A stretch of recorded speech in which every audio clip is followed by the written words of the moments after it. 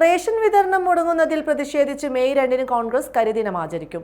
Ration കടകൾക്ക് മുന്നിൽ card ഉടമകളെ അണിനിരത്തിയാണ് Congress പ്രതിഷേധം സംഘടിപ്പിക്കുകയെന്ന് KPCC president K Sudhakaran MP അറിയിച്ചു. കറുത്ത ബാഡ്ജ് ധരിച്ചും കറുത്ത കൊടികൾ പിടിച്ചും റേഷൻ കടകൾക്ക് മുന്നിൽ കാർഡുടമകളെ അണിനിരത്തിയാണ് കോൺഗ്രസ് പ്രതിഷേധം സംഘടിപ്പിക്കുകയെന്ന് കെ സുധാകരൻ പറഞ്ഞു. റേഷൻ വിതരണം പുനഃസ്ഥാപിക്കുന്നതിൽ സർക്കാർ കാട്ടുന്നത് കുറ്റകരമായ അനാസ്ഥയാണ്. ജനങ്ങളെ നേരിട്ട് ബാധിക്കുന്ന പ്രശ്നത്തിന് ശാശ്വത പരിഹാരം കാണേണ്ട സർക്കാർ നിഷ്ക്രിയമാണ്. വിലക്കയറ്റം കൊണ്ട് പൊറുതിമുട്ടുന്ന സാധാരണക്കാരന്റെ ആശ്രയ കേന്ദ്രമാണ് പൊതുവിതരണ സംവിധാനം.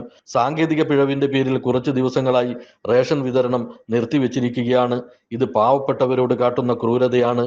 പ്രധാന സെർവർ കേന്ദ്ര സർക്കാരിന് കീഴിലെ നാഷണൽ ഇൻഫർമാറ്റിക്സ് സെന്ററിന്റെ മേൽനോട്ടത്തിൽ ഹൈദരാബാദിലും മറ്റൊരു സെർവർ കേരളത്തിൽ തിരുവനന്തപുരം IT വകുപ്പിന് കീഴിൽ സംസ്ഥാന ഡേറ്റാ സെന്ററിലുമാണ്.